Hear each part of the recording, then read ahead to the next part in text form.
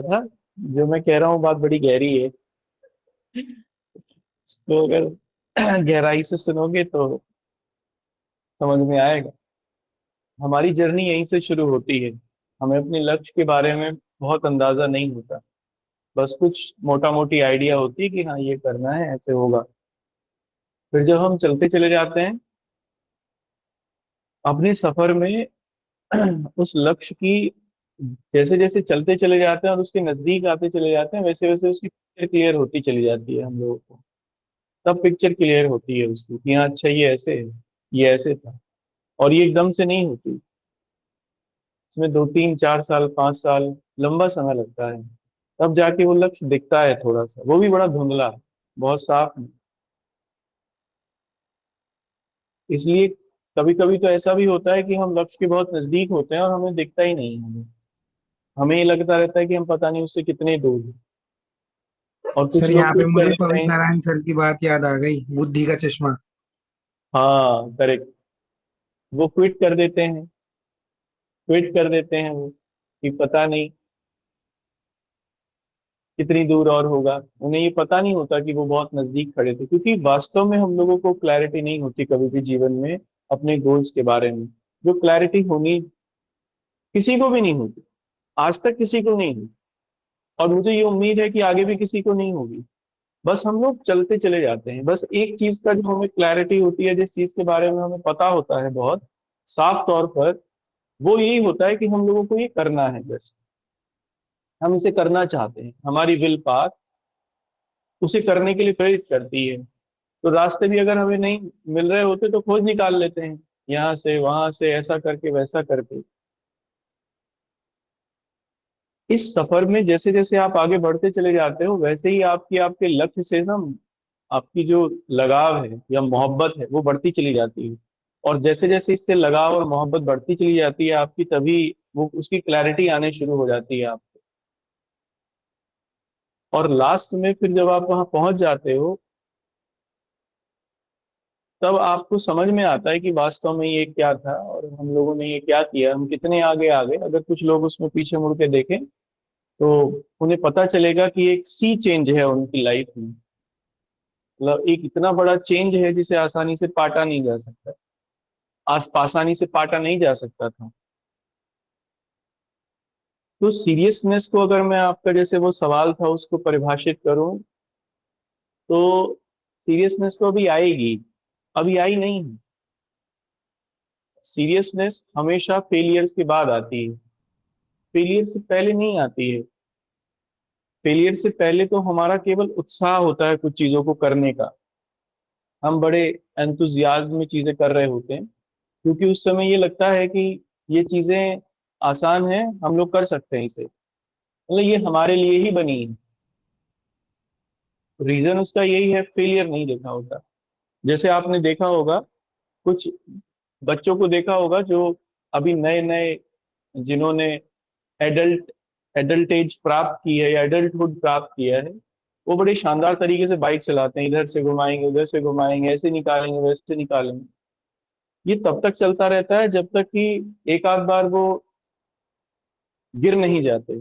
जब उन्हें चोट लग जाती है अच्छे से, और फिर उसका दर्द का एहसास होता है कि हाँ चोट ऐसे लगती है, दर्द ऐसे होता है, तब फिर उनके मन में वास्तविकता का पता चलता है।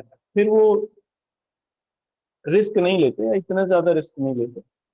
तो जैसे जैसे फिर एज बढ़ती चली जाती है, हमें उन चीजों के बारे में जानकारी होती है, हम लोग कम रिस्क लेते हैं लाइफ में। अ, थोड़े रिएक्टिव हो जाते हैं लाइफ के लिए। तो मेरे कहने का मतलब ये है, मोरल ऑफ द स्टोरी, कि आप अभी जस्ट शुरुआत है। तो अभी आप चलिए आगे। जैसे जैसे आगे बढ़ेंगे वैसे वैसे सीरियसनेस आपकी बढ़ती चली जाएगी, और गोल भी आपका आपके पास आता चला जाएगा। सबसे पहले जरूरत है चलने की, है ना। तो सीरियसनेस की पहचान केवल यही है कि आपने कितना समय इस आग में निकाला है। ये जो कंपटीशन की आग है ना, इसमें कितना समय आपने निकाला है, यही इसकी पहचान है, और इसकी कोई पहचान नहीं। रही बात मेरे सपोर्ट की अगर उसी से जुड़ी हुई बात ये है, तो वो तो है ही। मैं तो आपको प्रोवाइड कराता ही रहूंगा जितना भी मैं कर सकता हूँ, अपना गाइडेंस। आप बस चलते रहिए, पढ़ते रहिए। लेकिन फिर भी मैं यही कहूंगा, एक इल्यूजन, किसी इल्यूजन में कभी मत रहना। और वो इल्यूजन ये है कि ये कभी मत सोचना कि आपको फेलियर नहीं मिलेगा। कभी ये मत सोचना कि आपके लिए आसान है चीजें। चीजें कभी आसान नहीं होती, आसान बनानी पड़ती हैं। और आसान बनाने का बस एक ही तरीका है, मेहनत, डेडिकेशन, डिटर्मिनेशन और डिवोशन। यही चीजें मेहनत करके ही आप चीजों को आसान बना सकते हैं। लेक लस्टर अप्रोच कभी चीजों को आसान नहीं बनाएगी और मुश्किल कर देगी। जिन्होंने जीवन में जिनकी अप्रोच लेक लस्टर रही है, चीजें उनके लिए मुश्किल होती चली गई हमेशा, कभी आसान नहीं हुई। तो फेलियर्स आएंगे, मजबूत रहिए उनको फेस करने के लिए, और करते रहिए, सफलता जरूर मिलेगी। मैं अब, एक एचजीएस की मेरी स्टूडेंट हैं, उनका बिहार में हुआ है, तो उनका फोन आया था पिछले संडे, तो बात हुई हमारी थोड़ी। तो बहुत समय से वो तैयारी में है, क्योंकि ऑब्वियसली हायर जुडिशरी सर्विसेज में हुआ है तो बहुत समय से ही होंगी। मैं भी उनको लगभग 2018 से जानता हूँ, बल्कि 2000, हाँ 18 से जानता ही हूँ। तो उन्होंने मुझे एक बता कहा, और ये उनकी बड़ी अच्छी बात थी। उन्होंने कहा सर 2 से 3% लोग होते हैं जो सीरियस होते हैं, केवल 2 से 3% स्टूडेंट केवल सीरियस होते हैं, जो वास्तव में कंपटीशन में कॉम्पिटिट करते हैं आप लोगों को।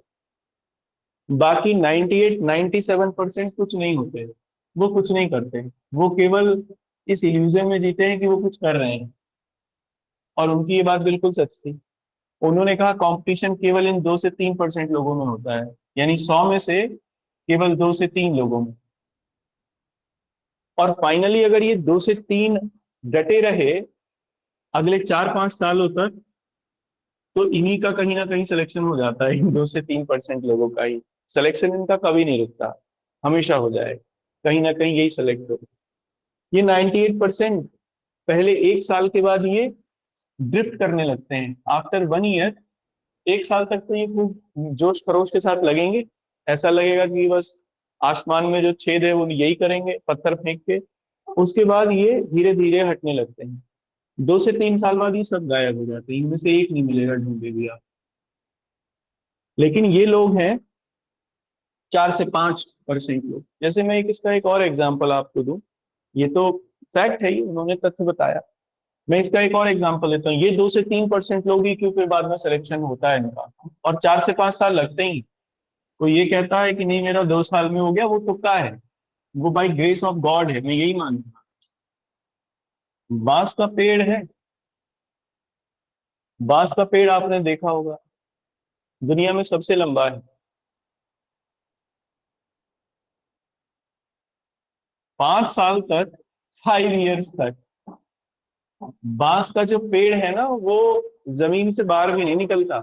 और आपको 5 साल तक लगातार उसमें पानी डालना पड़ेगा, लगातार उसकी देखरेख करनी पड़ेगी, पानी देते रहना पड़ेगा 5 साल तक। और फिर उसके बाद अगले 9 से 10 हफ्तों में वो 70 से 80 फीट ग्रोथ ले लेता है। 5 साल के बाद जो अगले 9 से 10 हफ्ते हैं, उनमें उसकी ग्रोथ इतनी तेजी से बढ़ती है कि वो 70 से 80 फीट लंबा हो जाता है। अब इसका मतलब ये है, वो 9 से 10 हफ्ते इंपॉर्टेंट नहीं थे, बल्कि वो ग्रो कर रहा था उन 5 सालों में। 5 ईयर्स में वो ग्रो करता रहा। लेकिन उसकी जो ग्रोथ थी वो नीचे थी, दिख नहीं रही थी उस समय। वो अपनी रूट्स को डेवलप कर रहा था, अपने आसपास मजबूती बना रहा था आगे ऊपर जाने के लिए। और जब उसे वो सही समय मिला, तो उसने 9-10 हफ्तों में ही तेजी से ग्रो कर लिया।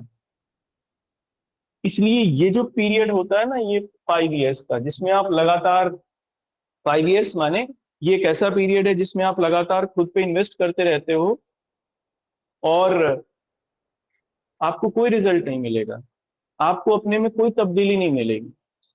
आप आपको कोई रिजल्ट मतलब कुछ मिलेगा ही नहीं इन 5 सालों में, या कुछ अचीव नहीं कर पाओगे, ऐसा लगेगा, कुछ रिजल्ट नहीं आएगा। क्या मिलेगी? लोगों की बातें सुनने को, या जो भी कुछ नेगेटिव थॉट्स हैं उनके वो सुनने को मिलेंगे। लेकिन आप इन्हीं इसी समय में, इसी पीरियड में आप अगर अपने आप को एनालाइज करो तो आप ग्रो कर रहे हो, आप अपने बेस को बहुत अच्छा बना रहे हो नीचे नीचे। और फिर जब आपको वो एग्जैक्ट टाइम आएगा 9 से 10 महीने का या 9 से 10 हफ्तों का, जिसमें आपको वास्तव में आपका समय है, तब आप उसमें इतनी तेजी से ग्रो करोगे कि दूसरे लोगों की राय आपके बारे में बदल जाएगी। इसलिए हमेशा पेशेंस, हैव पेशेंस। इस्लाम में तो सबसे बड़ी बात बताई गई है पेशेंस, श्रद्धा। हिंदू धर्म में भी श्रद्धा और सबरी दो चीजें हैं जो सबसे इंपॉर्टेंट रोल प्ले करते हैं, लेकिन शायद धर्म को आजकल इस तरीके से लोग देखते नहीं हैं। सर नहीं चलिए तो, मानते। तो अच्छा ठीक है, बढ़िया है। तो फिर इसलिए आप लोग पेशेंस रखें, चलते रहें, आगे बढ़ते रहें। सीरियसनेस का तभी पता चलेगा जब सारी दुनिया आपके खिलाफ होगी और आप तब भी लड़ रहे होंगे अपने उस ड्रीम को के लिए, अपने उस सपने के लिए जो आपने अब खुद के लिए देखा था, अपने उस रास्ते के लिए जो आपने खुद चुना था। और और ना केवल उसके लिए लड़ रहे होंगे, बल्कि सब कुछ सहते हुए आगे बढ़ भी रहे होंगे। तो यही है सीरियसनेस, और सीरियसनेस कुछ नहीं होती। इसलिए मैं, अभी आपका शुरुआती है समय है, चलिए आगे चलते हैं। शुरू करते हैं। देखो, कल हम लोग आ, दलित सुधार आंदोलन देख रहे थे। दलित सुधार आंदोलन में हम लोगों ने गांधी और अंबेडकर को आज देखना है, क्योंकि जब हम लोग डिप्रेस्ड क्लास मूवमेंट को पढ़ते हैं, सोशल रिलीजियस रिफॉर्म मूवमेंट में, तो मेनली गांधी और अंबेडकर को ही पढ़ लेते हैं। इसके अलावा हम किसी को पढ़ते नहीं है, पर हमने पीछे भी पढ़ लिया है। गांधी और अंबेडकर को इसलिए पढ़ते हैं क्योंकि ये डिप्रेस्ड क्लास या निम्न जाति सुधार आंदोलनों के अग्रणी नेता माने जाते हैं। इसके ये दो अग्रणी नेता हैं, गांधी और दूसरे अंबेडकर। लक्ष्य दोनों का एक ही, क्या चाहते हैं लोग दोनों ही? छुआछूत को मिटाना, जाति प्रथा को, जाति प्रथा में ऊंच नीच की व्यवस्था को समाप्त करना। दोनों के लक्ष्य सेम है, छुआछूत को मिटाना दोनों का लक्ष्य है, लेकिन दोनों की अप्रोच और विचारधारा अलग अलग है। गांधी चूंकि नैतिक चिंतक हैं, तो वो नैतिकता के माध्यम से अपने इस लक्ष्य तक पहुंचना चाहते हैं, छुआछूत को मिटाने के लिए। चूंकि डॉक्टर अंबेडकर एक आधुनिक और पाश्चात्य संस्कृति से प्रेरित व्यक्ति थे, क्योंकि उनकी शिक्षा विदेशों में ही हुई, ऑक्सफोर्ड में पढ़े,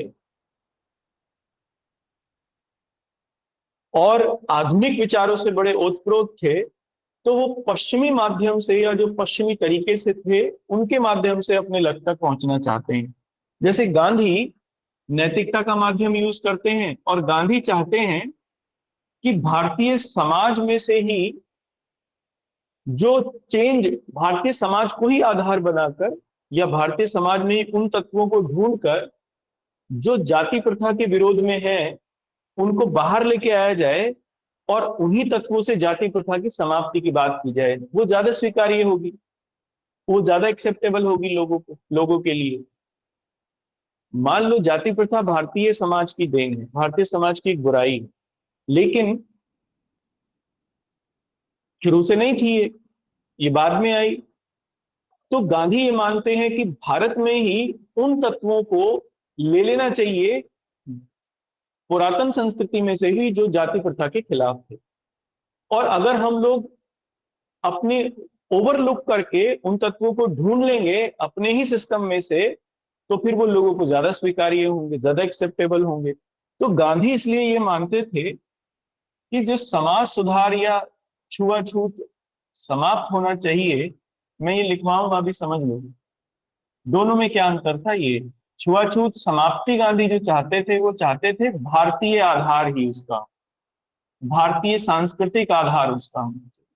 भारतीय संस्कृति में ही उन मुद्दों को ढूंढ लिया जाए या उन मुद्दों के माध्यम से सुधार कर लिया जाना चाहिए जो छुआछूत के विरोध में थे।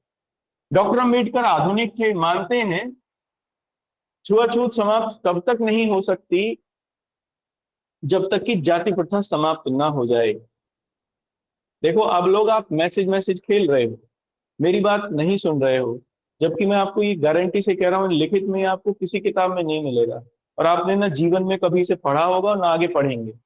इसलिए मैसेज मैसेज मत खेलिए, ध्यान से सुनिए, एक एक शब्द बड़ा गहरा है, आप लोगों की हवा में निकल जाएंगी ये सब चीज।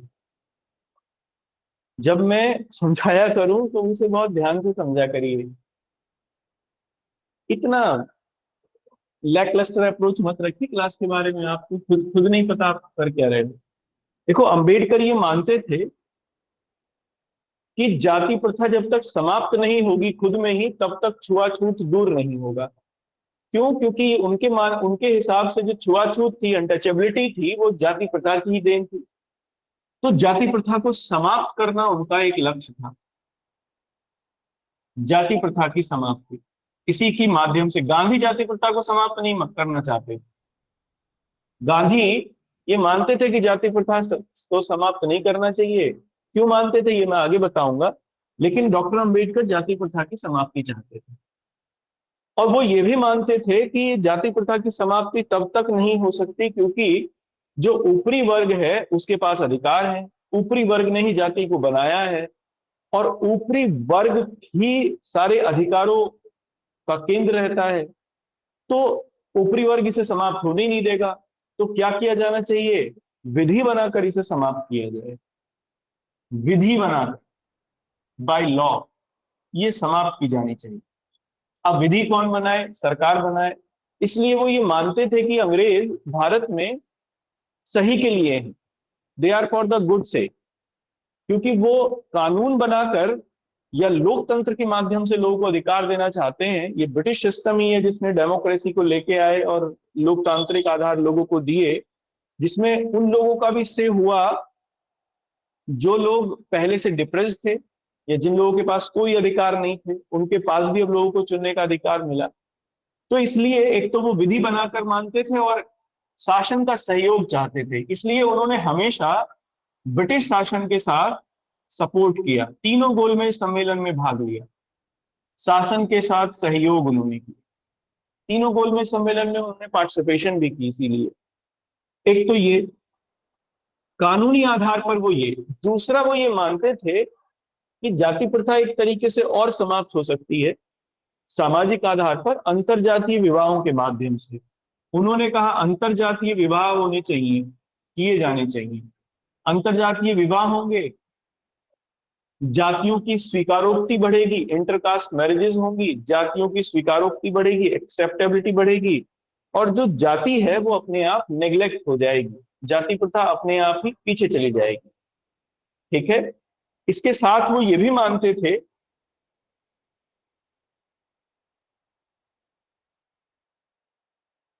कि लोगों को, चूंकि भारतीय समाज में ऊपरी वर्ग का सबसे ज्यादा योगदान है, अधिकार भी ऊपरी वर्ग के पास सबसे ज्यादा है, तो उन्होंने ये कहा कि जो निम्न वर्ग के लोग हैं उन्हें अलग करके, अगर फिर भी मतलब इन सब करने के बावजूद भी जाति समाप्त नहीं होती है तो क्या करना चाहिए? निम्न जातियों को अलग कर देना चाहिए और उनके लिए पृथक निर्वाचक मंडल लेके आना चाहिए। पृथक निर्वाचक मंडल यानी सेपरेट इलेक्टोरेट, यानी वो लोग अपने प्रतिनिधियों को खुद चुन सकें, और अगर हो सके तो वो जो भारतीय समाज है उसमें भी वो पृथक हो जाए, अपने आप को उससे भी वो अलग कर ले। क्योंकि अंतिम उनका ये साधन था कि क्योंकि अगर ये सब विधियां ये सब कुछ ऐसा नहीं कर पाए जिससे जाति समाप्त हो, और जाति अगर बनी रही तो शोषण होगा, तो फिर इससे अच्छा तो ये है कि वो फिर अलग हो जाए। एक तो उनका ये था। एक वो ये भी चाहते थे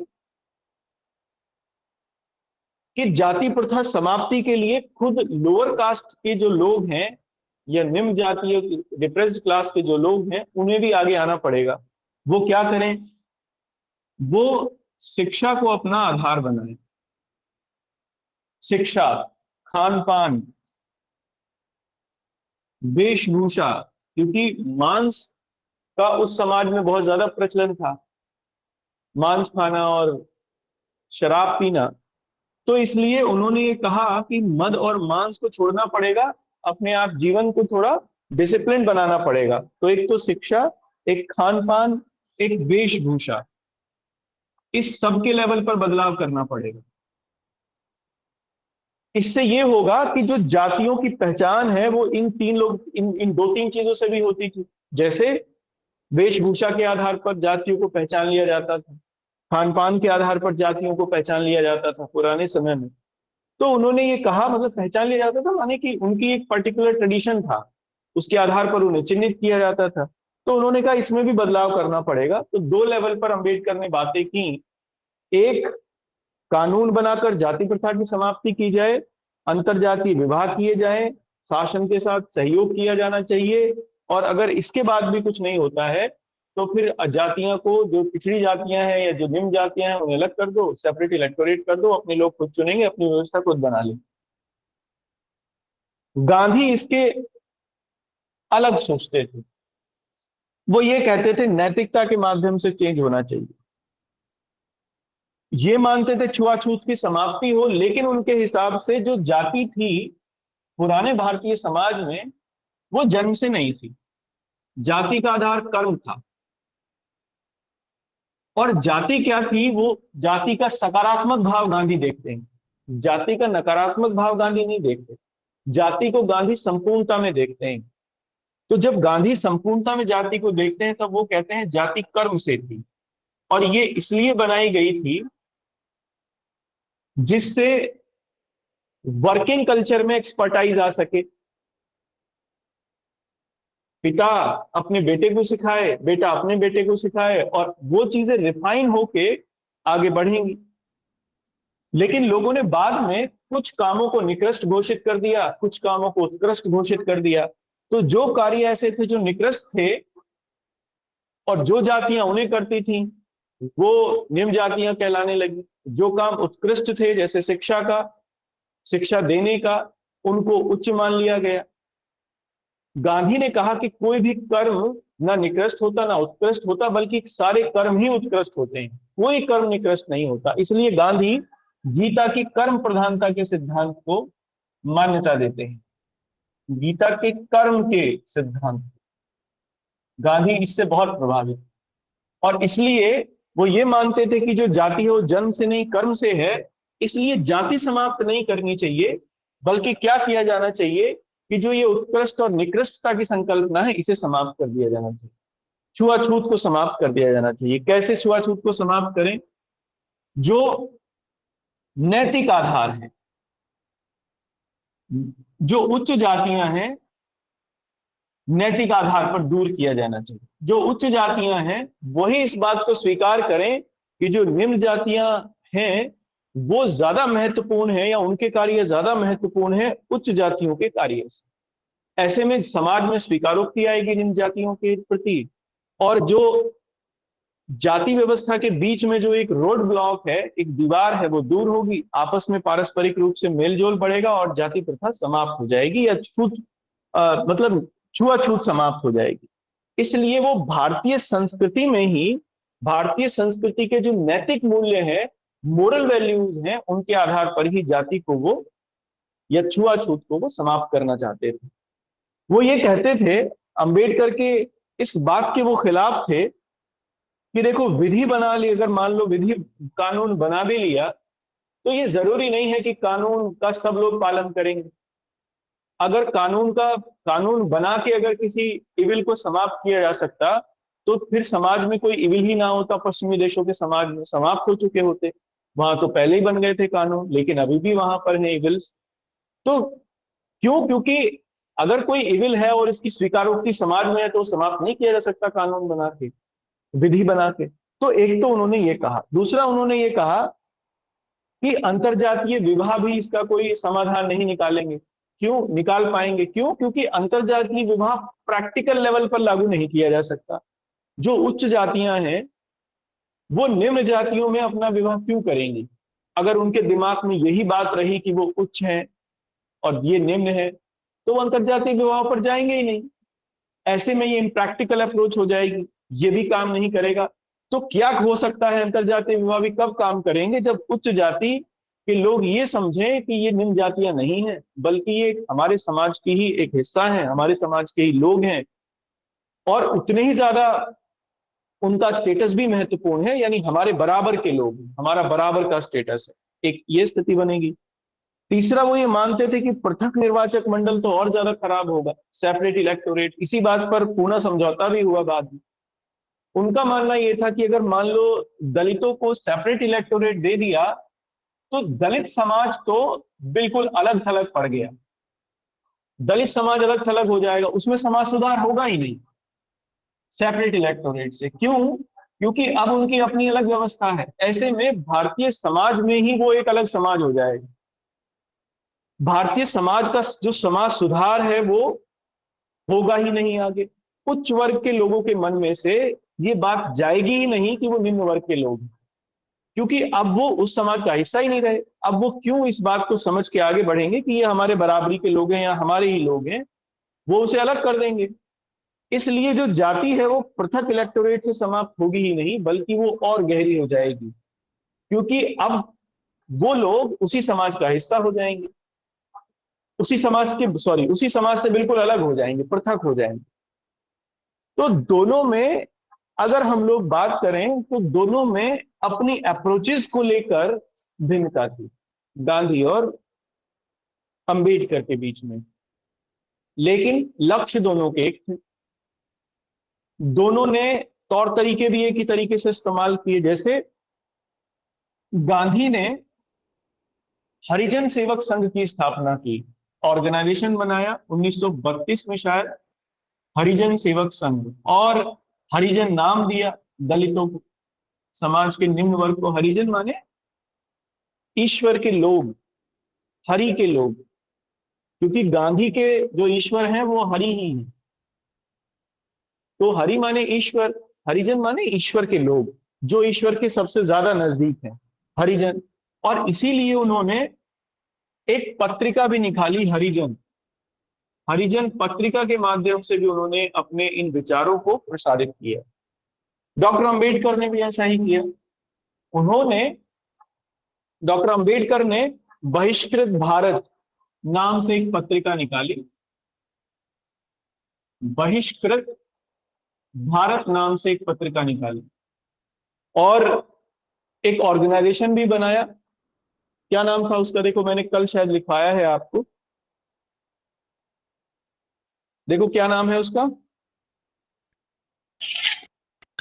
sir depressed class mission depressed society. Class mission society, correct. Depressed class mission society उन्होंने बनाई। तो इसलिए, 1906 में। हाँ जी, इसलिए इसलिए दोनों के लक्ष्य थे, एक थे, दोनों के तौर तरीके एक थे, लेकिन विचार दोनों के अलग अलग थे। हरिजन मुद्दे को लेकर, या हरिजन इशू को लेकर, या हरिजन कॉज को लेकर। बाद में हमें देखने को यह मिलता है कि दोनों के विचारों को ही आपस में मिला लिया गया, और भारतीय संविधान में इसका पूरी संकल्पना को शामिल किया गया, भारतीय संविधान में, डॉक्टर अंबेडकर के विचारों को भी और गांधी के विचारों। डॉक्टर अंबेडकर के विचारों के अंतर्गत हरिजन और इनके प्रति अगर कोई भी अपराध होता है तो फिर उसके लिए दंड की व्यवस्था की गई। समानता के सिद्धांत के अंतर्गत राइट टू इक्वालिटी में, और छुआछूत को एक अपराध घोषित कर दिया गया, ये कानून के अंतर्गत। और डीपीएसपीज में गांधी का विचार देखने को मिलता है कि सरकार जो, या राज्य जो है, वो सभी वर्गों के अंदर, या फिर डीपीएसपीज में और फंडामेंटल ड्यूटीज में भी, कि सभी वर्गों के अंदर इस तरीके से काम करेगा कि सौहार्द बने। और ये प्रियम्बल में भी देखने को मिलता है तो अब यहां लाके इसको खत्म करेंगे संविधान पर। क्या मैं आपको समझा पाया? गांधी और अंबेडकर दोनों के आइडियाज, दोनों की अप्रोचेस, उनके बीच में डिफरेंस। Yes sir. जी सर। ये क्वेश्चन 2015 में आईएएस के मेंस एग्जामिनेशन के पेपर में आया है, जो मैंने अभी आपको बताया। उसमें सवाल ये था कि क्वेश्चन है ये, अब सारी उपागमों और रणनीतियों के बावजूद महात्मा गांधी और बी आर अम्बेडकर का दलितों की बेहतरी का एक समान लक्ष्य था, स्पष्ट कीजिए। अंग्रेजी में है, Mahatma Gandhi and doctor B R Ambedkar despite having divergent approaches and strategies had a common goal of amelioration of the downtrodden, elucidate। आपको यही सब गाना है इसमें जो मैंने गाया अभी। इसको लिख लें। सर एक बार ये जो सर आपने ये क्वेश्चन बताया वो रिपीट कर दीजिए। है जी, सर आपने जो क्वेश्चन बोला था एक बार इसको रिपीट कर दीजिए। लिखो तो, इस क्वेश्चन को लिख लो आप सब लोग, आप सभी लोग लिख लो। सर कोई यूट्यूब पे शेयरिंग कर रहा है लाइव। भैया ऐसा मत करो, देखो गलत यूट्यूब है ये, पे सुबह लाइव के शेयरिंग। ग्रुप करता है भाई ऐसा बिना मत करो, परमिशन देखो के। यूट्यूब मत चलाओ, है ना। सर ऐसा मैं अभी, करते थे, फिर सर ने बोला था क्या बोला था कि सर ने? मैं मतलब साइबर क्राइम में जाऊंगा, तभी ये बंद हो मैं भी गई थी, चला अब फिर जाऊंगा, से करने लगे। मैं भी जी साइबर सर। क्राइम में जाऊंगा। साइबर क्राइम वालों से मेरा पुराना दोस्ताना है ना। सर तभी हाँ, बंद हुई थी, उन्होंने, अब आज एक फिर ही से बंदा आपकी है सर क्लास में कर ली सर। ये अपने वैसे नहीं अपने ग्रुप करते से हैं। कोई एक ही बंदा है। हाँ जी ऐसा मत करो, देखो साइबर क्राइम में चला जाऊंगा मैं भी। सर पता है ये चलो, कैसे होता है? जब हम क्लास लेते वक्त यूट्यूब चलाते हैं तो ये शो कर जाता है। ऐसे ही होता है, करेक्ट। इसलिए क्लास लेते हुए लोग इतने ज्यादा फालतू हैं कि वो क्लास भी ले रहे होते हैं और यूट्यूब भी चला रहे होते हैं, इतने ज्यादा फालतू हैं। और ये क्लास उनको इतनी फालतू भी लगती है, ये तो फालतू की है, यूट्यूब देखो ना, काम तो यहीं पर है चला गया तो। सर, भाग गया तो चला गया। खैर ये आपने लिख लिया। अरे बहुत अजीब अजीब लोग हैं, मेरा बहुत अजीब लोगों से पाला पड़ा है, ऐसा नहीं है। ये लिख लिया आपने, मैप बना लिया ये? Yes sir. चलिए तो मैं आपको लिखवा देता हूँ अब। चलो लिखवा देता हूँ, इसको तो बने रहने देते हैं। अरे बड़े खतरनाक लोगों से मेरा पाला पड़ा है, आपको नहीं पता। एक बार अभी जब पीछे मेंस एग्जामिनेशन था, पीछे वाला जो जुडिशरी का, सॉरी प्रीलिम्स थे, हाँ, तो करंट अफेयर्स हम लोग कर रहे थे। तो एक स्टूडेंट आया, मैं उसका नाम नहीं लूंगा, मैं बहुत अच्छे से उन्हें जानता भी था। मतलब जानता क्या था, वो पढ़ते थे करंट अफेयर्स की, कुछ दिन पढ़े वो करंट अफेयर्स की, उन्होंने क्लासेस ली। मेरे करंट अफेयर्स के नोट्स को एक कोचिंग वाले ने भेजा था उन्हें। उन कोचिंग वालों का भी नाम मैं नहीं लूंगा, उनको भी मैं बहुत अच्छे से जानता हूँ। मैंने अभ्युदय में उनको कराया भी था।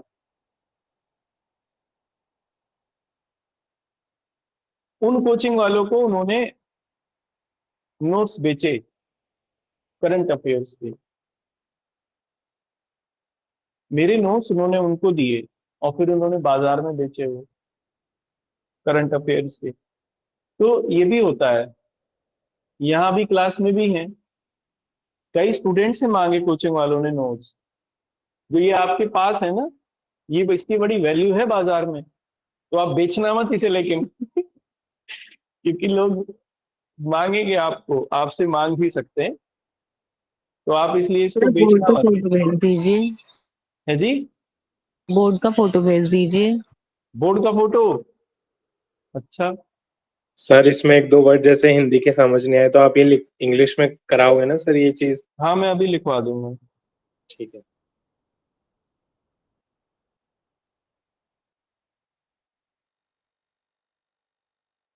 चलो लिखो, हिंदी अंग्रेजी में दोनों में लिखेंगे। सबसे पहले इस क्वेश्चन को आप लिख लो, क्योंकि ये क्वेश्चन बड़ा अच्छा है, यूपीएससी में ऐसे ही क्वेश्चन आते हैं, बाकी जुडिशरी में भी आ जाएंगे तो आपको कोई प्रॉब्लम नहीं होगी, लिख लीजिए।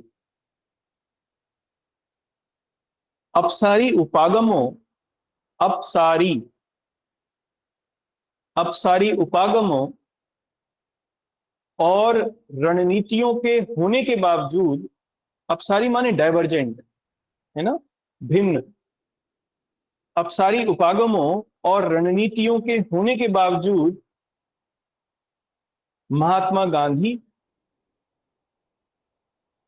और बी आर अम्बेडकर का,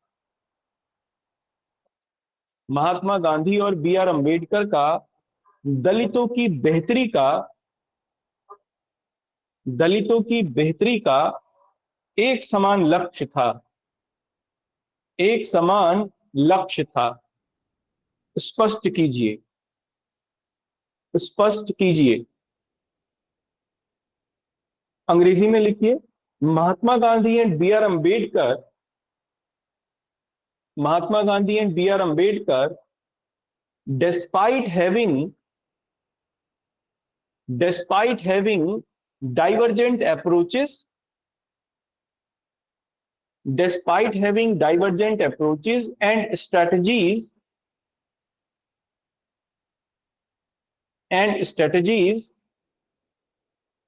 had a common goal, had a common goal of amelioration, of amelioration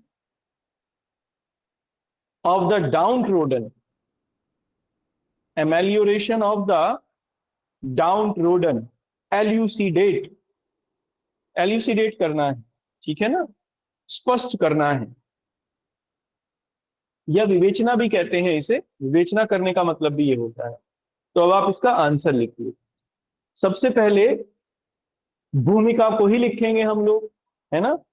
अब जब हम लोग भूमिका लिखेंगे, बैकग्राउंड लिखेंगे, अब ये जो डाइवर्जेंट व्यूज हैं, चाहे ये जो भी बात थी, ये सब समाज सुधार से जुड़ी हुई थी, समाज सुधार आंदोलन से जुड़ी हुई थी। तो फिर बैकग्राउंड में देखो हमेशा ना पीछे का थोड़ा सा बताते हैं कि क्या कॉन्सेप्ट है, कहां से था, क्या है, कुछ ऐसा कुछ बताएंगे हम लोग बैकग्राउंड में। तो फिर समाज सुधार आंदोलनों का जिक्र करेंगे और उस समाज सुधार आंदोलनों से बाद में गांधी और अम्बेडकर को जोड़ देंगे। यही इसका एक तरीका है। तो आप लिखिए, स्वतंत्रता सर संघर्ष, वॉइस ब्रेक। अब आपकी हो रही होगी, मेरी नहीं हो रही। स्वतंत्रता संघर्ष के अंतर्गत,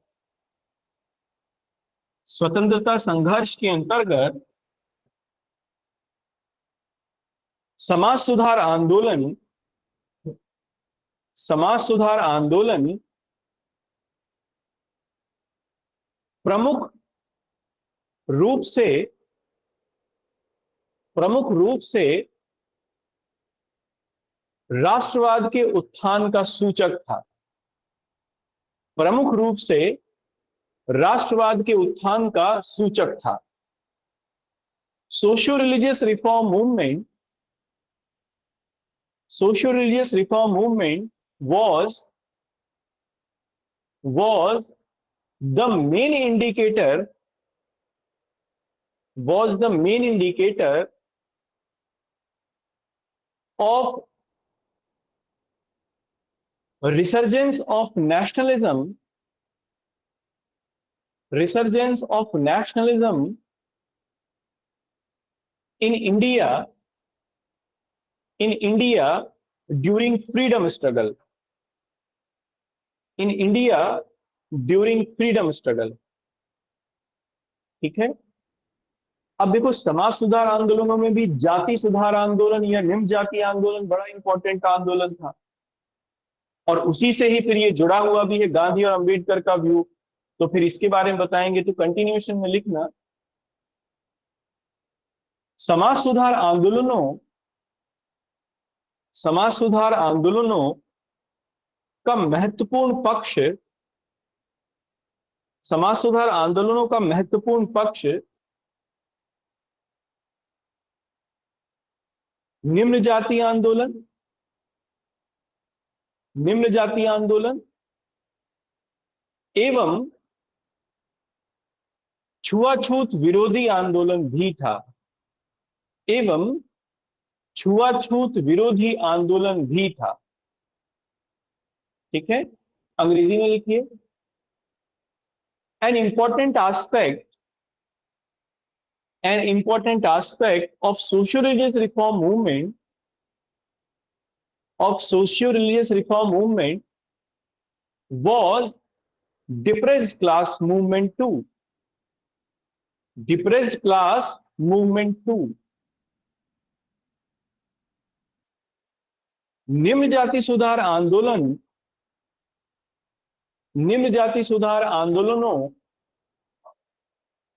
के अंतर्गत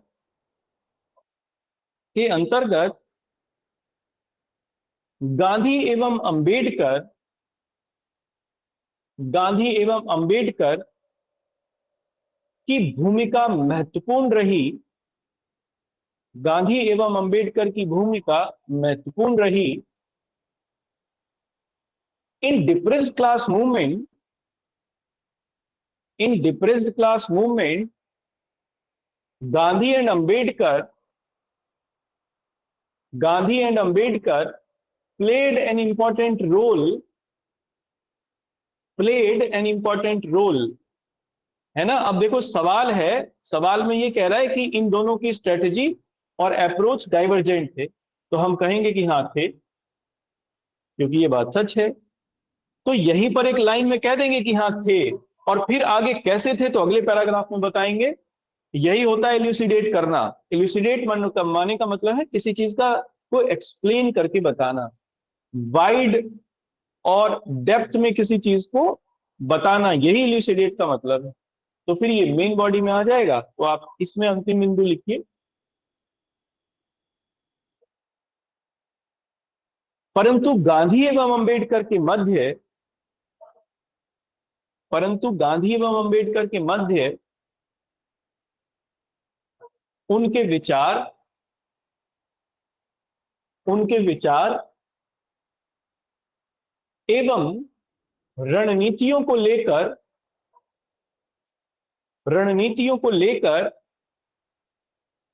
भिन्नता थी। But Gandhi and Ambedkar has divergent views. Gandhi and Ambedkar have divergent views related to depressed class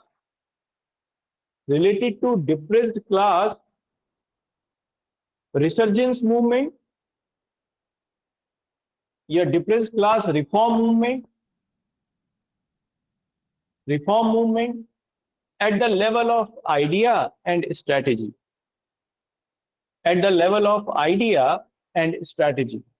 ठीक है, अब आगे चलते हैं। देखो ये भूमिका हो गई। अब मुझे बताओ इस भूमिका को पढ़कर आप, अब देखो ये आंसर राइटिंग भी है मेंस की, इस भूमिका को पढ़ के मुझे बताओ इसमें कोई कमी दिख रही है आपको? ऊपर के क्वेश्चन को पढ़ो और इस भूमिका को पढ़ो, बैकग्राउंड को पढ़ो। क्या ट्रेंड सेट नहीं कर दिया है इसने अब आगे के लिए? हाँ सृष्टि बताओ। सर क्वेश्चन में ये एमेल्यूरेशन का मतलब क्या होता है? एमेल्यूरेशन का मतलब है बेहतरी, उत्कृष्टता, अच्छाई के लिए। सही वर्ड है इसका बेहतरी, है ना। ठीक है, ओके सर। हाँ। अब यहां से देखो ट्रेंड सेट हो गया है बिल्कुल। अब आगे देखते हैं अगले पॉइंट से। अब हमारा वो जो मेन बॉडी थी जो मैंने अभी बताई थी, उसी का आंसर शुरू हो जाएगा। इसमें आप लिखो मेन बॉडी में। अब अगले पैराग्राफ से लिखो। डॉक्टर अंबेडकर छुआछूत को जाति प्रथा की देन मानते थे। डॉक्टर अंबेडकर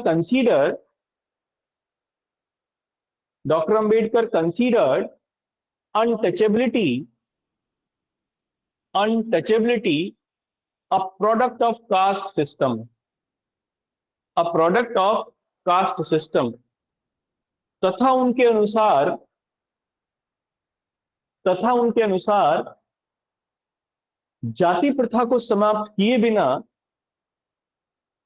जाति प्रथा को समाप्त किए बिना छुआछूत को समाप्त नहीं किया जा सकता है, छुआछूत को समाप्त नहीं किया जा सकता है। And according to him, and according to him untouchability could not be ended, untouchability could not be ended till there is caste system, till there is caste system। ठीक है, कंटिन्यूएशन में लिखना है ना। अब एक तो वो ये मानते थे, ये तो उनका बिल्कुल प्राइम आइडिया हो गया। अब इसे दूर कैसे किया जाए, तो उन्होंने कहा कानून बनाकर किया जाए, अंतरजातीय विवाह कराए जाए, है ना, पृथक। और इस सबसे भी काम ना चले तो फिर पृथक निर्वाचक मंडल बना दिया जाए, सेपरेट इलेक्टोरेट कर दिया जाए, उनको अपने लोगों को चुनने का अलग अधिकार हो, वो अपने काली कानून अलग बना सके। तो लिखिए, डॉक्टर अंबेडकर, डॉक्टर अंबेडकर विधि व्यवस्था, राजनीतिक तौर तरीकों, राजनीतिक तौर तरीकों, अंतरजातीय विवाहों, अंतरजातीय विवाहों, शिक्षा, खान पान, वेशभूषा आदि के स्तर पर, या आदि में सुधार के स्तर पर, आदि में सुधार के स्तर पर छुआछूत एवं, छुआछूत एवं दलित विरोधी गतिविधियों को समाप्त करना चाहते थे, दलित विरोधी गतिविधियों को समाप्त करना चाहते थे। Doctor Ambedkar wants, doctor Ambedkar wants to end untouchability, to end untouchability by introducing law, by introducing law, intercaste marriages, intercaste marriages, education, and by more disciplinary lifestyle, and by more disciplinary lifestyle। Doctor Ambedkar यही मानते थे, इसलिए उन्होंने हमेशा शिक्षा की बात की, हमेशा अच्छे से रहने की बात की, मेहनत करने की बात की। ठीक है, और फिर उनका यह मानना था कि अगर ये सब भी काम ना करे, इंटरकास्ट मैरिजेस, और उसमें लिख लीजिए, शायद मैं भूल गया हूं, इंटरकास्ट मैरिजेस, और उसमें इंग्लिश वाले ऐड कर लीजिए, है ना। और अगर ये सब भी काम ना करे तो फिर क्या किया जाए, सेपरेट कर दिया जाए, दलितों को अलग कर दिया जाए, उनके लिए अलग इलेक्टोरेट्स बना दिए जाएं, वो अपनी अलग व्यवस्था बनाएं। तो इसी में लिखना कंटिन्यूएशन में, तथा यदि उपरोक्त परिस्थितियां, तथा यदि उपरोक्त परिस्थितियां कार्य ना कर पाए, कार्य ना कर पाए, या उपरोक्त परिस्थितियां भी कार्य ना कर पाए, तब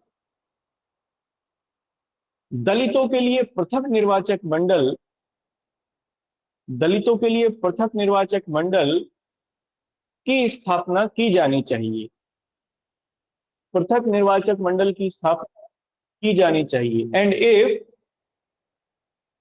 if the above, and if the above remedies could not work,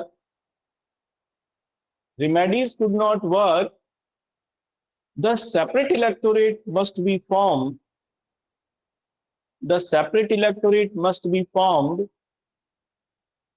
for depressed classes, for depressed classes। इस प्रकार डॉक्टर अंबेडकर का विचार, इस प्रकार डॉक्टर अंबेडकर का विचार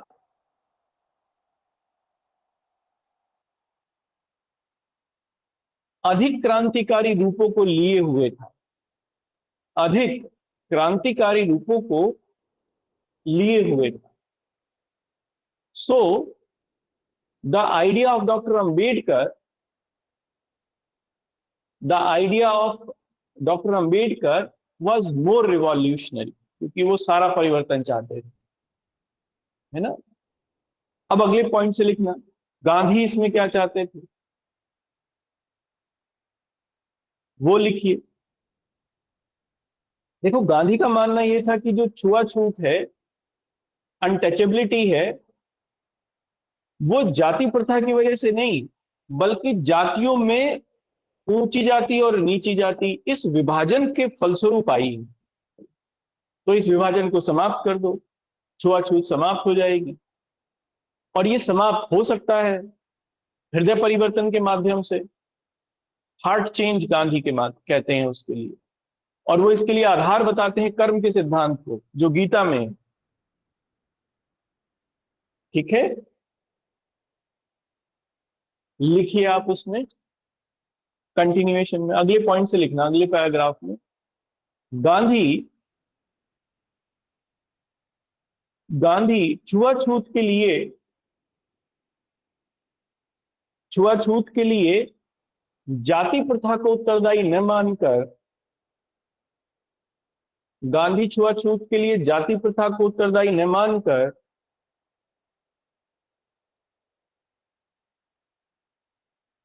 ऊंची एवं नीची जातियों में बंटवारे को उत्तरदायी मानते हैं, Gandhi consider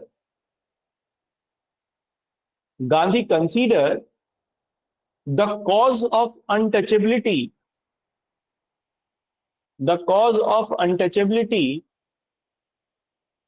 as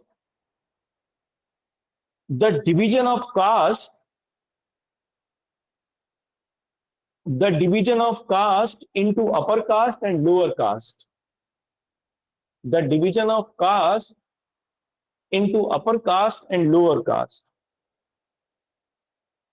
but not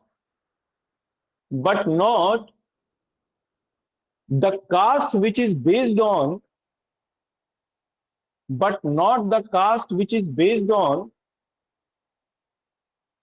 the theory of karma, ठीक है। अब हिंदी वाले इसमें एक पॉइंट और ऐड कर लें।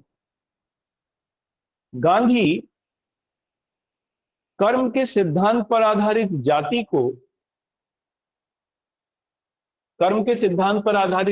को उचित मानते थे, ठीक है,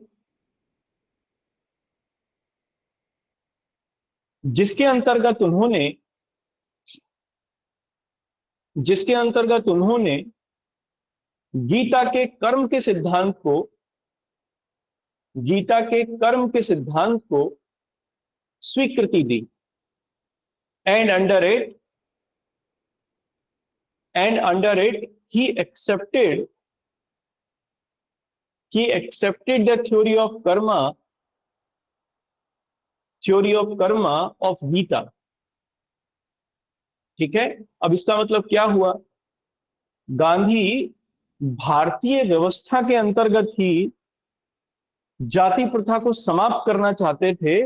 भारतीय व्यवस्था, सामाजिक व्यवस्था को आधार बनाकर ही, किसी बाहर की चीज के आधार से नहीं, बल्कि समाज के अंदर की चीज के आधार पर ही, और वो थी नैतिकता उन्होंने ली धर्म से, यानी विशेष तौर पर हिंदू धर्म से ही। हिंदू धर्म से जिस नैतिकता को उन्होंने एक्सेप्ट किया, उसी के आधार पर जाति प्रथा को समाप्त करना चाहते थे। तो इसलिए गांधी के जो मूल्य थे वो नैतिक मूल्य थे, इसी आधार पर उसे दूर करना चाहते थे जाति को। तो कंटिन्यूएशन में लिखना, इस प्रकार गांधी हिंदू धर्म के आधारों पर ही, या हिंदू धर्म के नैतिक आधारों पर ही जाति प्रथा को समाप्त करना चाहते थे, जाति प्रथा को समाप्त करना चाहते थे। एंड सो सॉरी, छुआछूत को समाप्त करना चाहते थे, छुआछूत लिखना, उसमें छुआछूत को समाप्त करना चाहते थे। And so Gandhi want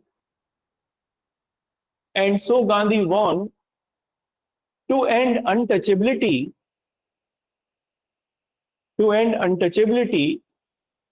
by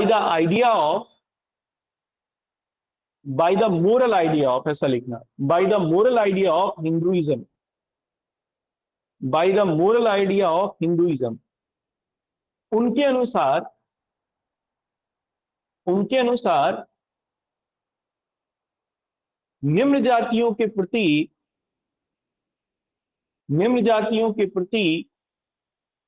उच्च जातियों का हृदय परिवर्तन ही छुआछूत को समाप्त कर सकता है, छुआछूत को समाप्त कर सकता है। एंड अकॉर्डिंग टू हिम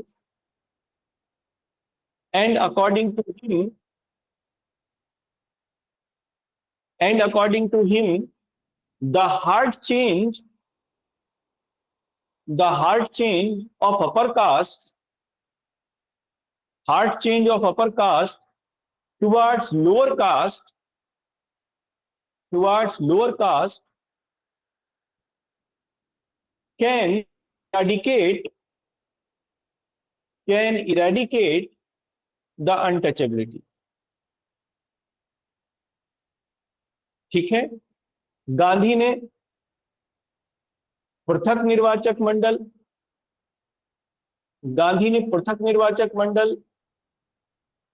के सिद्धांत को, doctor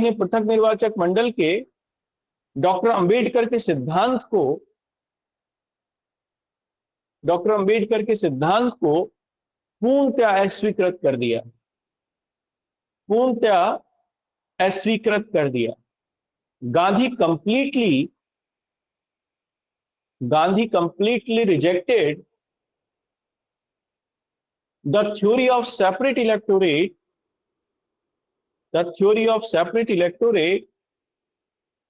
to eradicate untouchability of Dr. Ambedkar।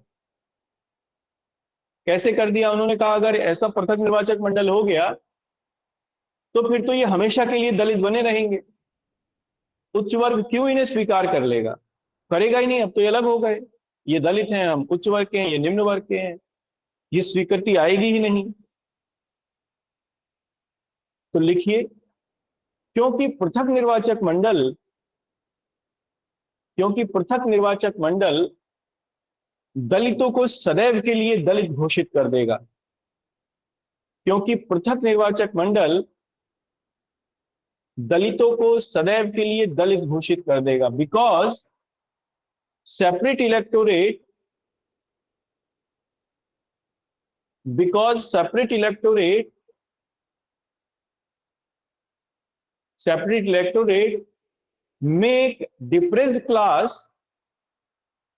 make depressed class always a depressed class। ठीक है, हिंदी की क्लास होगी लेकिन कुछ कम देर के लिए करेंगे। मतलब आप, मेरे सिर में ना बहुत तेज दर्द है, बिल्कुल फटा जा रहा है इस टाइम। तो मैं हिंदी की क्लास हम लोग करेंगे। कर लियो, नहीं कर लियो सर, कोई बात नहीं। हाँ जी सर, कर लेंगे भाई, करेंगे। आप तो रस कर रहे हैं ना, कोई बात नहीं, आप तो लिख लो इसे, जस्ट थोड़ा सा लिखो इसे थोड़ा सा, है ना। इसको कंप्लीट कर लेते हैं, बड़ा इंपॉर्टेंट क्वेश्चन है ये, आपको पूरी क्लैरिटी दलित मूवमेंट की इससे होगी। क्या लिखा था जरा वो बताइए, सेंटेंस लास्ट का बता दीजिए। पृथक निर्वाचन मंडल दलितों को सदैव दलित घोषित कर दिया। हाँ, और अंग्रेजी में बताइए उसे, अंग्रेजी में क्या लिखा था? मैं डिप्रेस्ड ऑलवेज डिप्रेस्ड क्लास। नहीं, ये नहीं होगा, पूरा सेंटेंस बोलो। मैं डिप्रेस्ड class नहीं always a नहीं, सेपरेट इलेक्टोरेट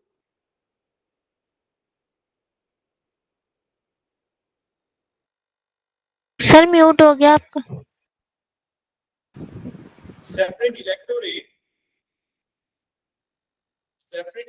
मेरी आवाज आ रही है?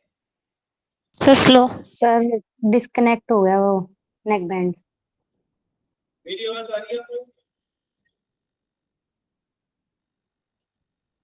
आवाज तो आ रही सर, लेकिन लैपटॉप से घूम के आ रही है, अब कम आ रही।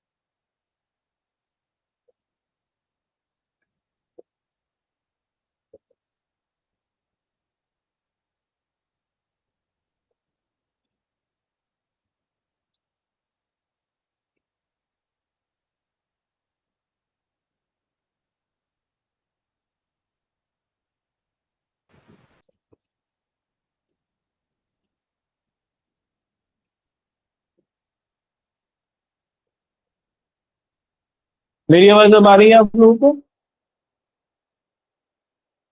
हाँ जी सर आ रही जी है। Sir. Yes sir. Yes sir. वो डिस्कनेक्ट हो गया था माइक। तो आप इसमें लिखो, separate electorate can always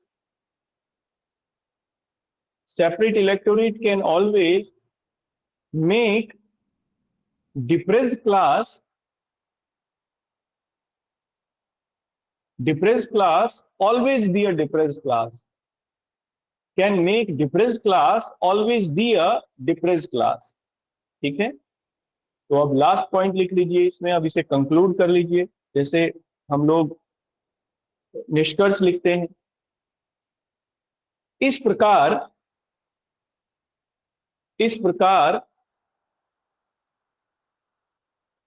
लक्ष्यों में समानता होने के बावजूद भी, इस प्रकार लक्ष्यों में समानता होने के बावजूद भी डॉक्टर अंबेडकर एवं गांधी की रणनीतियों में, डॉक्टर अंबेडकर एवं गांधी की अछूतोद्धार, ऐसा लिखना, कि अछूतोद्धार रणनीतियों में भिन्नता देखने को मिलती है, and so despite of divergent views and strategy,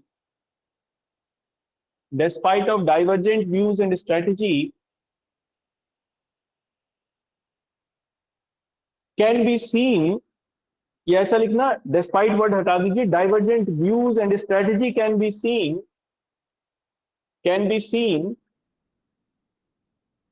in the ideas of Dr. Ambedkar and Gandhi,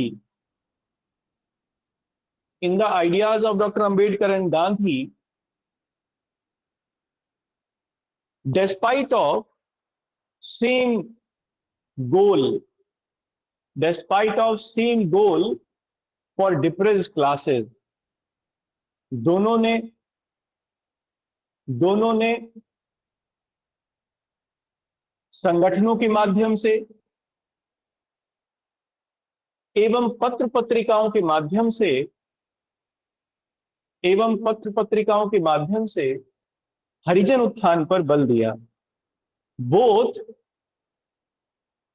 both emphasize both emphasize on depressed class resurgence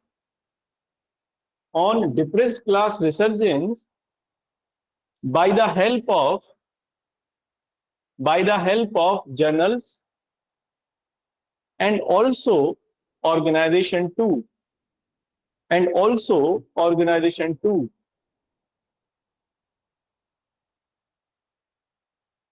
doctor Ambedkar एवं गांधी के विचारों को डॉक्टर अंबेडकर एवं गांधी के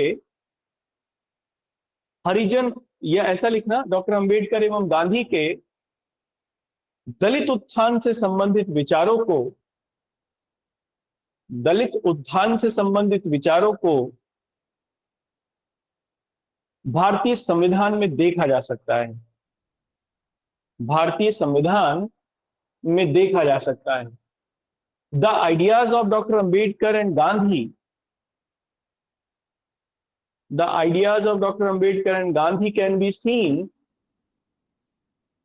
can be seen in Indian Constitution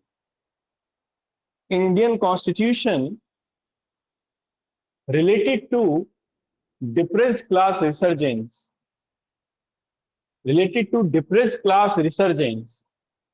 भारतीय संविधान की प्रस्तावना में सामाजिक न्याय की संकल्पना इन्हीं विचारों से प्रेरित है।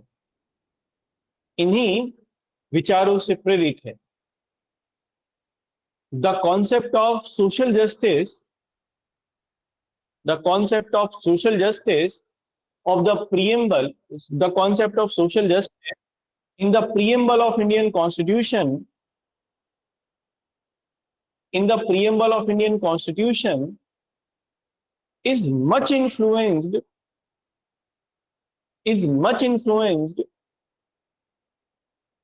by the idea of Gandhi and Ambedkar. ये कंक्लूजन हो गया। अब ये क्वेश्चन कंप्लीट हो गया। अब मुझे इस निष्कर्ष को देख के बताओ, इसको पढ़ के, कि क्या इसमें कोई कमी है? निष्कर्ष में कॉम्प्रिहेंसिव सा दिख रहा है या नहीं आपको, समग्रता लिए हुए? खुशी?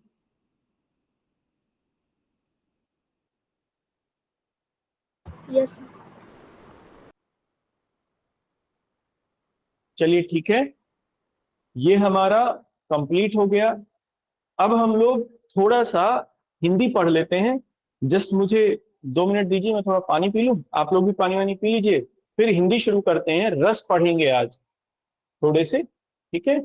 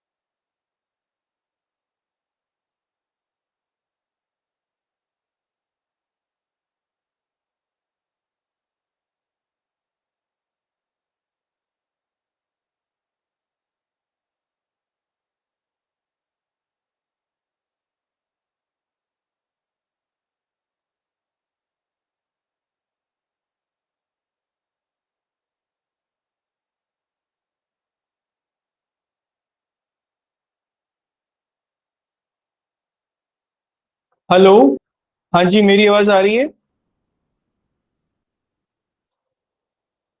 यस नहीं, सर। मेरी आवाज आ रही है? ठीक है, चलिए शुरू करते हैं। रस शुरू करते हैं, ठीक है ना? तो आप सबसे पहले इसमें हेडिंग लिख लीजिए, रस। ठीक है, देखो ये रस क्या होते हैं, इसको पहले समझ लीजिए। देखो, भरत मुनि ने ना नाट्य शास्त्र की रचना की। भारतीय काव्य पर, कला और संस्कृति पर ये सबसे पुराना कोई ग्रंथ था जो लिखा गया। भरत मुनि ने काव्य में, मतलब अपनी नाट्य शास्त्र की पुस्तक में, जब उन्होंने काव्य के बारे में बताया तो उन्होंने ये कहा कि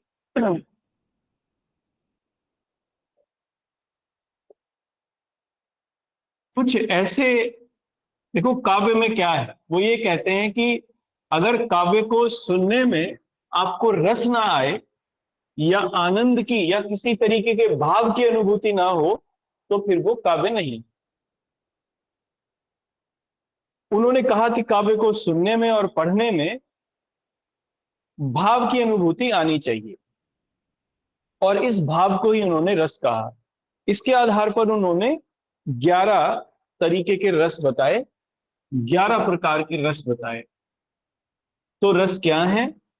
सामान्यतः ये ऐसे भाव हैं जो काव्य को पढ़ने में महसूस किए जाते हैं। जैसे श्रृंगार रस, मान लीजिए आपने कोई ऐसा काव्य पढ़ा जिसमें प्रेम का वर्णन है, तो आपके मन में जिस भाव का जन्म होगा, उस भाव को ही हम लोग, या जिस जिस रस का जन्म होगा, उस रस को ही हम लोग श्रृंगार रस के नाम से जानते हैं। मान लो आपने कोई लड़ाई झगड़े की बात पढ़ी, तो उसमें जिस भाव का जन्म होगा, या तो उसमें करुणा होगी या वीर रस होगा, कुछ भी हो सकता है। चोट लग गई किसी को तो करुणा होगा। आप वीरता की बात कर रहे हैं कि 10-10 को मारना एक एक के द्वारा, तो फिर वीर रस होगा। तो जो भाव काव्य को पढ़ने पर उत्पन्न होते हैं व्यक्ति के मन में, उन्हीं को हम लोग रस कहते हैं। ठीक है, समझ में आई परिभाषा? बताओ, मेरी आवाज आ रही है? तो लिखो इसे, लिखो इसमें। भरत मुनि ने अपने नाट्य शास्त्र के अंतर्गत, भरत मुनि ने अपने नाट्य शास्त्र के अंतर्गत रसों का वर्णन किया है। रसों का वर्णन किया है भरत मुनि, अच्छा अंग्रेजी में नहीं, रसों का वर्णन किया है अपने नाट्य शास्त्र में। अपने नाट्य शास्त्र में उन्होंने 11 रस बताए, उन्होंने 11 प्रकार के रस बताए। भरत मुनि के अनुसार, भरत मुनि के अनुसार, भरत मुनि के अनुसार किसी साहित्य को पढ़ने में, किसी साहित्य को पढ़ने में उत्पन्न भाव के साथ, उत्पन्न भाव के साथ जिस आनंद की अनुभूति होती है, जिस आनंद की अनुभूति होती है, वही आनंद रस कहलाता है। वही आनंद रस कहलाता है। ठीक है, चलिए अगले पॉइंट से लिखना। अब ये कौन कौन से हैं 11 रस जो उन्होंने बताए हैं, उनको लिख लीजिए। 11 रसों के नाम लिखिए पहले, फिर इनको विश्लेषित कर लेते हैं। अच्छा देखो, ये भी कहते हैं, जो भरत मुनि है वो ये कहते हैं कि हर रस में, हर रस के चार अंग हैं, चार भाव होते हैं हर रस में। एक भाव होता है रस का स्थाई भाव, ये लिख लेंगे हम लोग, स्थाई भाव। ये क्या होता है? देखो, किसी चीज को देखकर किसी व्यक्ति के मन में जो भाव आए और वो भाव हमेशा विद्यमान रहने वाला हो, स्थायी हो। जैसे मान लो कोई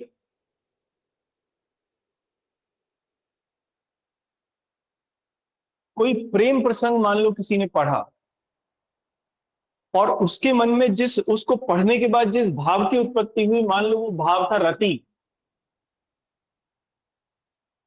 इसलिए रति स्थायी भाव है, अब वो हमेशा रहने वाला है। जैसे प्रेम का स्थायी भाव होता है रति, या हास्य का, मान लो आपने कोई मनोविनोद की कहानी कोई पढ़ ली, आपको हंसी आ रही है, तो ये जो हास्य है ये उसका स्थायी भाव है, इसलिए हास्य रस का स्थायी भाव भी हास होता है।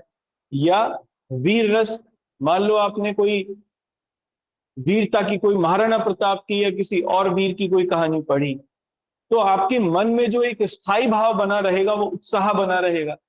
इसलिए वो भाव जो किसी रस के साथ स्थायी रूप से जुड़ा हुआ होता है उसको उसका स्थायी भाव कहते हैं। तो पहला है स्थायी भाव।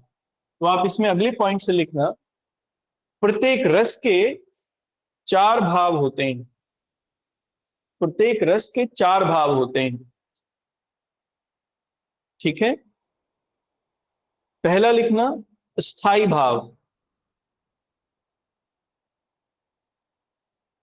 स्थायी भाव इसमें लिखना डैश करके, मनुष्य के हृदय में, मनुष्य के हृदय में मूल रूप से, मूल रूप से रहने वाले भाव को, मूल रूप से रहने वाले भाव को स्थायी भाव कहा जाता है। मूल रूप से रहने वाले भाव को स्थायी भाव कहा जाता है। अब देखो, ये भाव हमारे अंदर होते ही हैं, हमेशा सबके मन में होते हैं, ऐसा नहीं है किसी के मन में नहीं होते, सबके मन में होंगे। बस होगा क्या कि उस प्रकार के प्रसंग को देखकर उनकी उत्पत्ति हो जाएगी, बाहर निकल आएंगे। जैसे मान लो आपने कभी देखा होगा कि अमूमन तो ऐसे आपको हंसी आती नहीं है, कुछ अजीब सी चीज देख के आपको हंसी आ जाएगी अपने आप ही। आपने वो अजीब सी चीज देखी, देख के जैसे ही आपने देखी, आपके दिमाग में एक भाव उत्पन्न हुआ, उद्दीपन हुआ जिसे हम लोग कहते हैं। उस उद्दीपन ने मन को बताया, मन का आलंबन हो गया, आलंबन होके मन के अंदर जो वो भाव था हंसी वाला वो बाहर आ गया, आपको हंसी आ गई। तो लेकिन वो जो हास वाला भाव था वो आपके अंदर ही था, पहले से ही था, ये तो नहीं था कहीं बाहर से आया। तो ये स्थायी भाव वो भाव हैं, ये मनुष्य के अंदर ही रहते हैं, बस उद्दीपन होने से ये बाहर आ जाते हैं। आप किसी चीज को देखते हो, सुनते हो, तो वो आपके बाहर आ जाती है, निकल के वो भाव बाहर आ जाता है। क्या लिखा था? अंदर ही रहते हैं, क्या लिखा था बताओ? मनुष्य के हृदय में मूल रूप से रहने वाले भाव को स्थायी भाव स्थायी भाव कहते हैं। ठीक है, सामान्यतः ये भाव, सामान्यतः ये भाव उद्दीपनों के पश्चात प्रकट रस के रूप में प्रकट हो जाते हैं। उद्दीपनों के पश्चात सर, रस के रूप उद्दीपन में लिख दो। प्रकट हो जाते हैं। उद्दीपन लिख दो सर, वो वर्ड।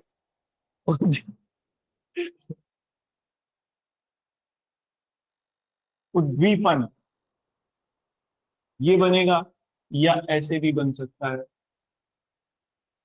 हाँ ऐसे ही बनेगा उद्दीपन,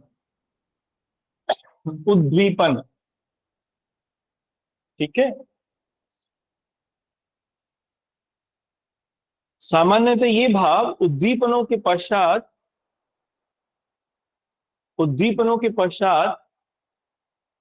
रसों के रूप में प्रकट होते हैं, रसों के रूप में प्रकट होते हैं।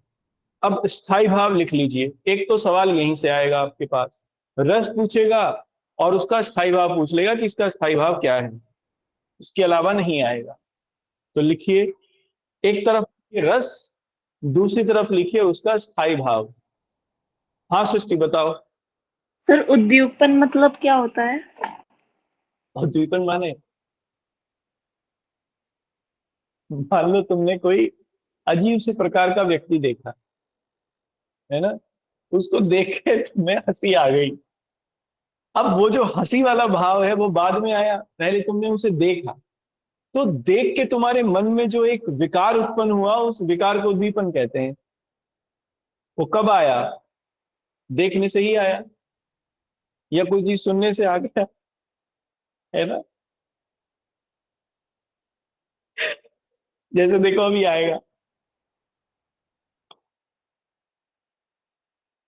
हमारे ना एक टीचर थे, चलो पहले लिख लो फिर सुनाऊंगा, ये सबसे लास्ट में सुनाऊंगा। ये हास वाला भाव आएगा आपके मन में, तो आप लिखो इसे।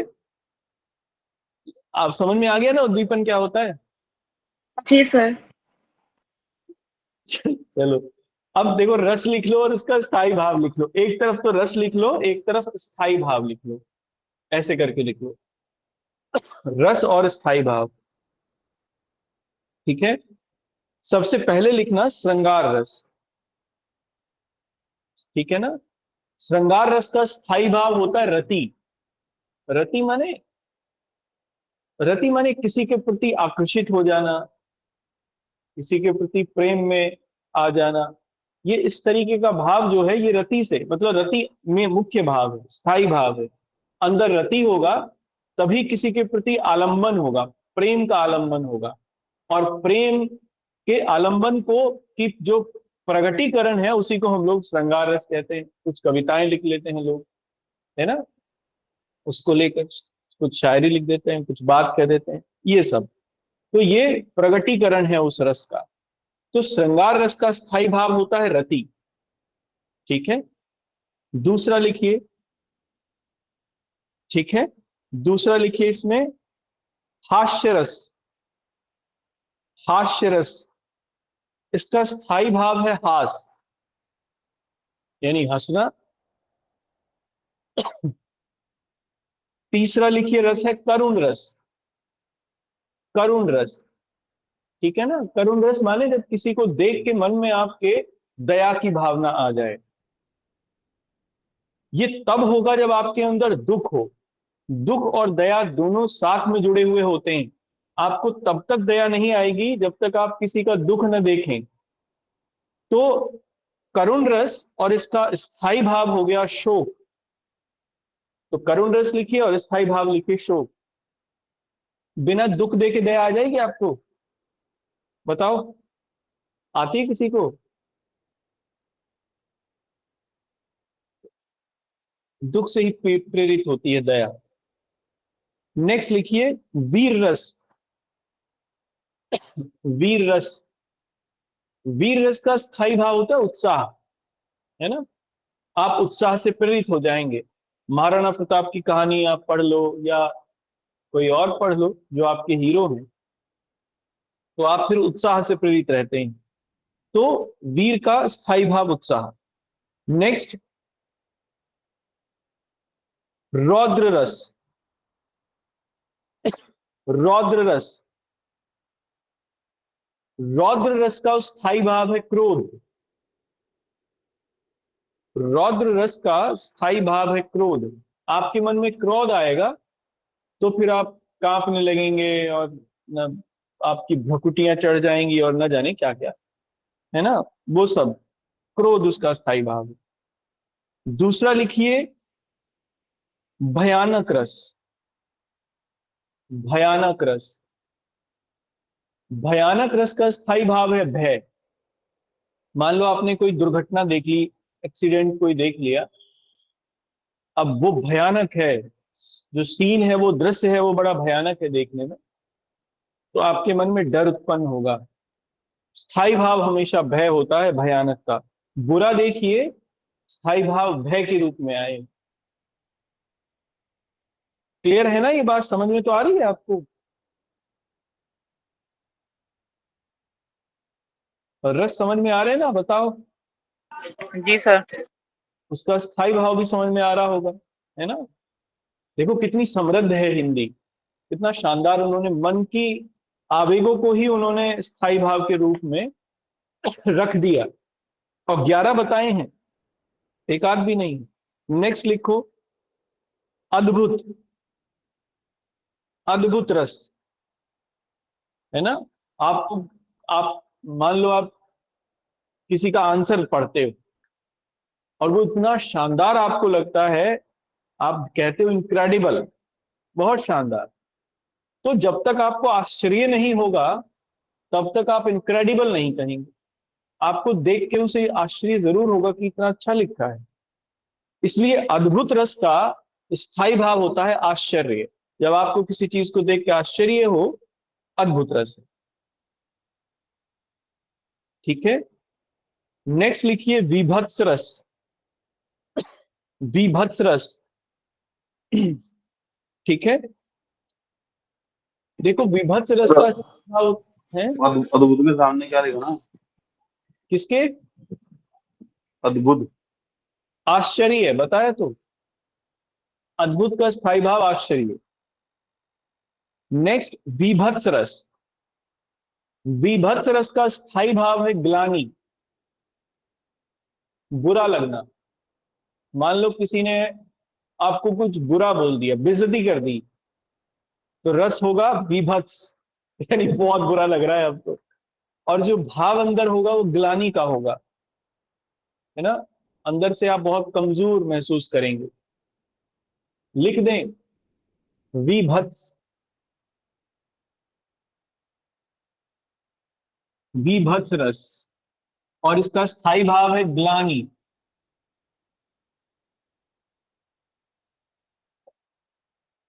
ठीक है,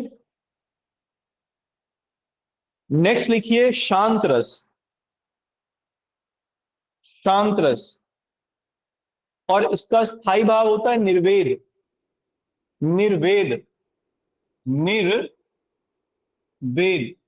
निर्वेद का मतलब है ये, इसमें कोई भावनाएं नहीं आती, आदमी बिल्कुल शून्यता में चला जाता है। तो ना ये होता ना वो होता, शांत हो जाता है, शून्यता में आ जाता है, निर्वेद कहते हैं इसे।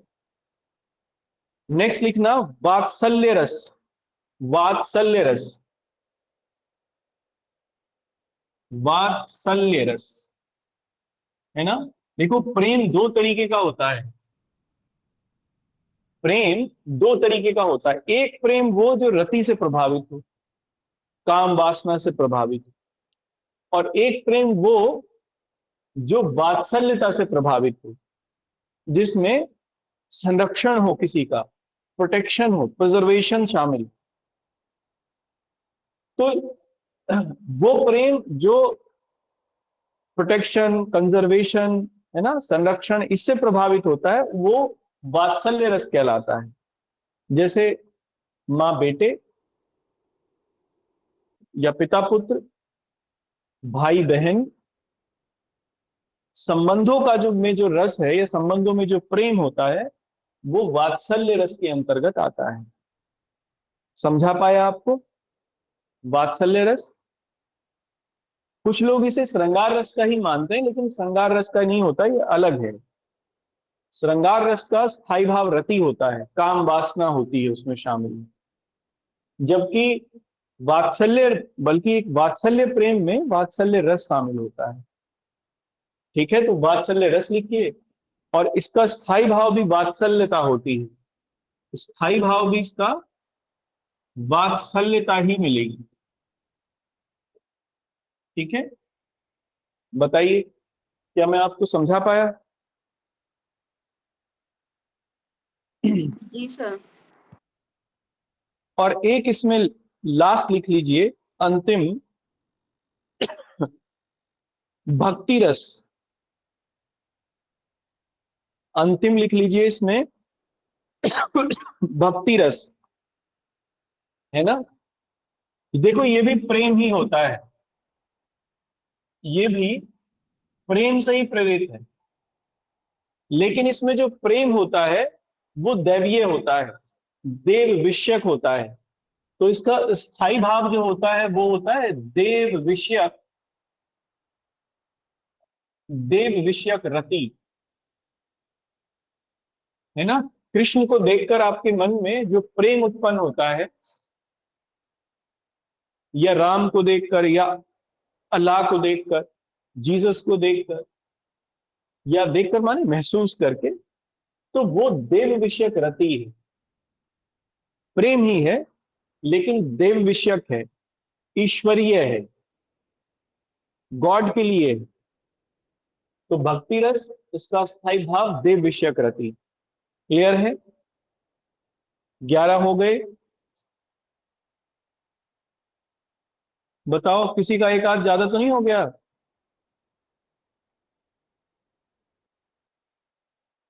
चलो 11 हो गए। देखो आज इसको यहां तक कर लेते हैं। अभी स्थायी भाव किया है, अगली क्लास में विभाव, अनुभाव और संचारी भाव तीनों देखेंगे। और अभी केवल हम लोगों ने स्थायी भाव देखे हैं। हर रस का एक स्थायी भाव होता है, हर स्थायी भाव का एक विभाव, एक अनुभाव और एक संचारी भाव, तीनों चीजें होती हैं। तीनों को और देख लेंगे क्या क्या होता है, तीनों तीनों कहते किसे हैं और ये होती क्या क्या है, ये देख लेंगे अगली क्लास में। देख लें, कोई दिक्कत तो नहीं है किसी को? चलो फिर अगली क्लास में मिलते हैं। कोई क्वेरी है तो आप पूछ लीजिए।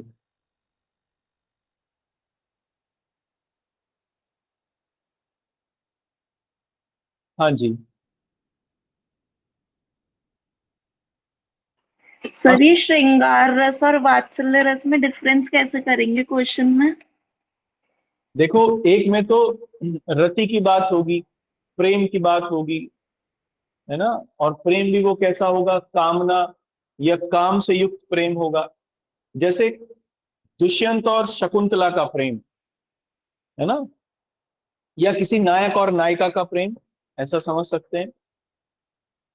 और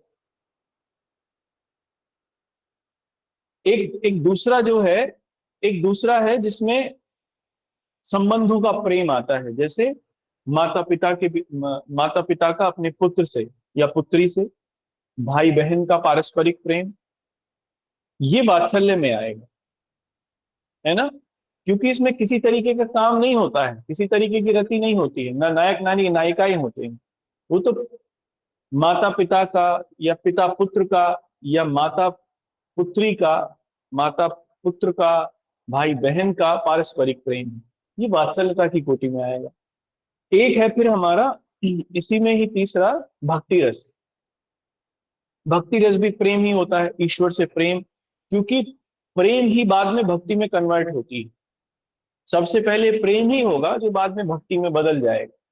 ये भी एक प्रकार का प्रेम ही है, लेकिन ये जो प्रेम है इसमें दैव विषयक प्रेम होता है। दैव विषयक माने कि जिसमें ईश्वर के प्रति प्रेम है। और ईश्वर के प्रति प्रेम में ना तो कामना होती, ना वात्सल्यता होती, बल्कि वो एक अलग प्रकार का ही है ना। तो इस प्रकार के प्रेम में जो रस होगा वो दैव विषयक रस, ये जो स्थायी भाव होगा वो दैव विषयक होगा। जैसे मान लीजिए आप ईश्वर के लिए, या हाँ ईश्वर के लिए कुछ लिखें, 2 पंक्तियां लिखें, 4 पंक्तियां लिखें, तो उसमें जो भाव होगा वो दैव विषयक रति का होगा।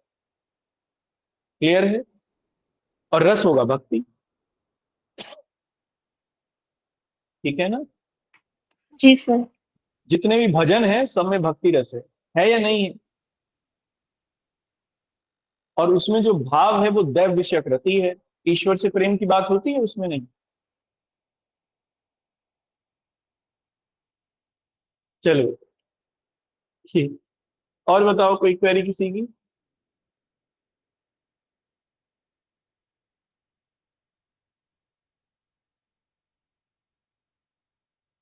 चलिए ठीक है। यहाँ तक रखते हैं, आगे फिर नेक्स्ट क्लास में मिलते हैं। Okay, thank you.